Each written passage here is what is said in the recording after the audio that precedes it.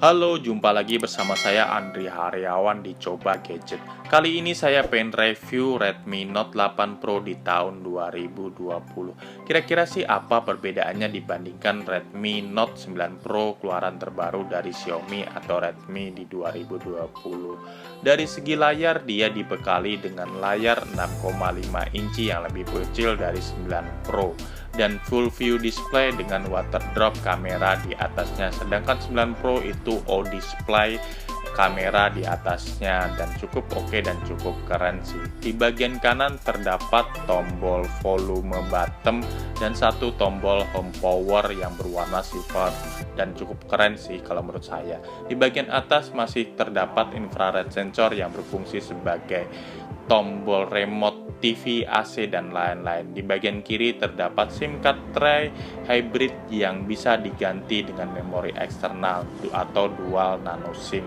yang bisa dipakai secara bersamaan. Di bagian bawah terdapat 3,5 mili jack audio dan satu lubang USB Type-C, satu lubang mic, dan beberapa lubang speaker yang cukup oke sih kalau menurut saya.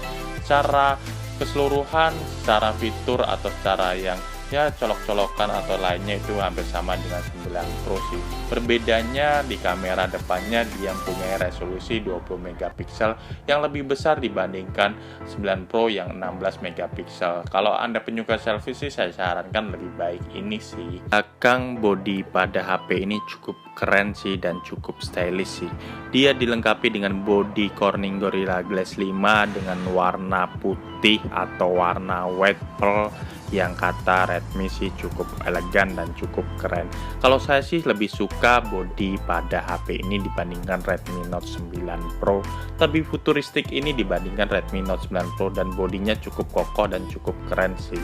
Dan dia dilengkapi dengan 4 kamera juga yang berjajar dengan rapi. Yang pertama 64 megapiksel, 8 megapiksel, 2 megapiksel makro, dan 2 megapiksel deep sensor. Dan dilengkapi di bawahnya itu ada fingerprint sensor yang berjejer di kameranya. Berbeda dengan Redmi Note 9 Pro yang fingerprint sensornya di tombol power sih. Jadi cukup rekomen ini sih, kalau di tombol power itu agak aneh kalau menurut saya dan cukup keren sih. Ayo kita tes untuk hasil kamera pada HP ini, apakah perbedaannya dibandingkan Redmi Note 9 Pro.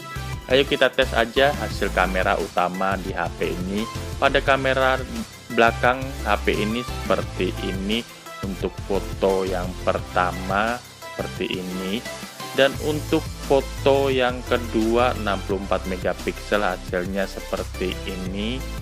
Dan untuk mode potret pada HP ini hasilnya seperti ini.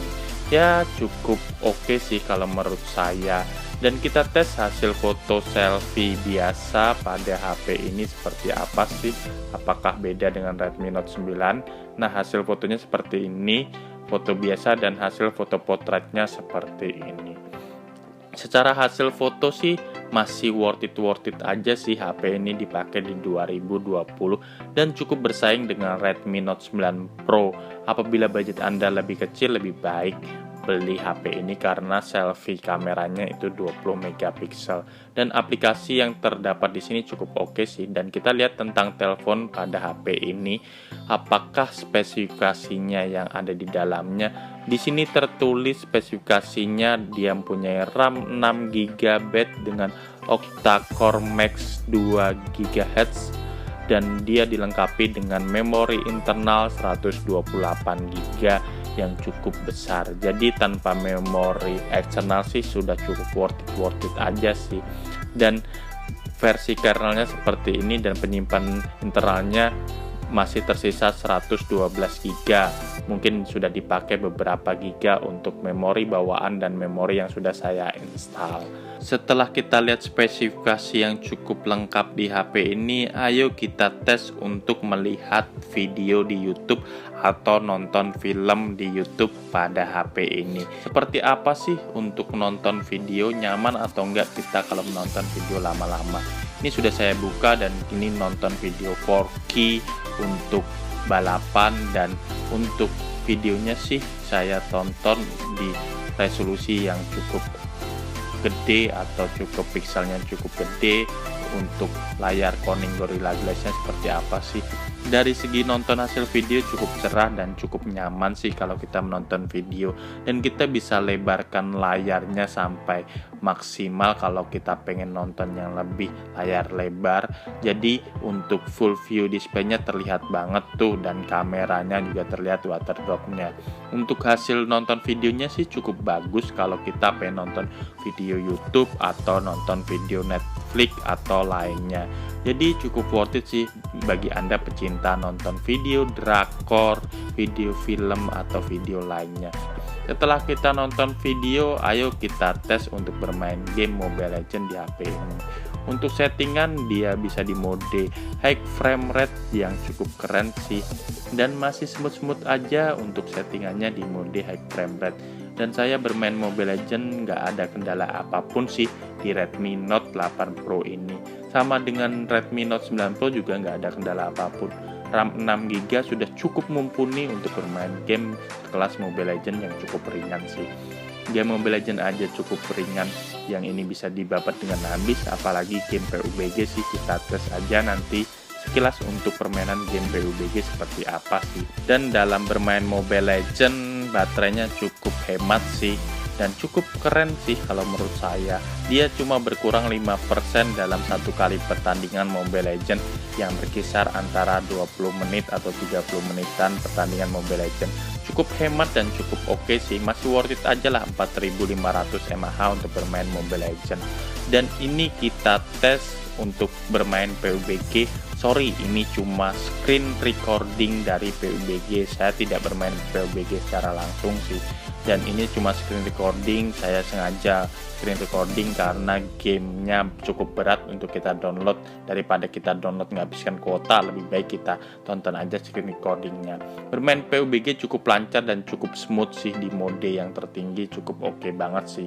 Ya siapa yang nggak tahu Redmi Note 8 Pro untuk PUBG lah, cukup. Oke, ini adalah hasil video pada kamera depan Redmi Note 8 Pro. Ya sayangnya sih HDR-nya masih terasa kurang sih, dan mode autonya untuk face detection-nya kayaknya nggak ada atau belum diupdate ke MIUI terbarunya. Nanti kita lihat aja. Untuk hasil video depannya seperti ini sih. Ya masih cocok lah untuk Anda penyuka video atau pembuat YouTube, nanti bisa juga.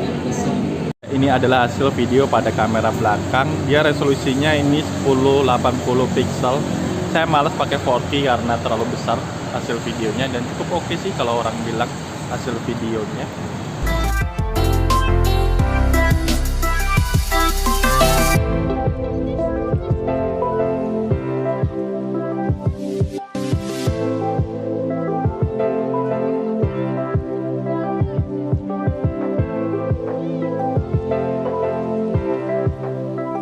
Kesimpulan pada video ini yang bisa saya ambil di Redmi Note 8 Pro yang sudah saya review, Redmi Note 8 Pro masih worth it banget di tahun 2020.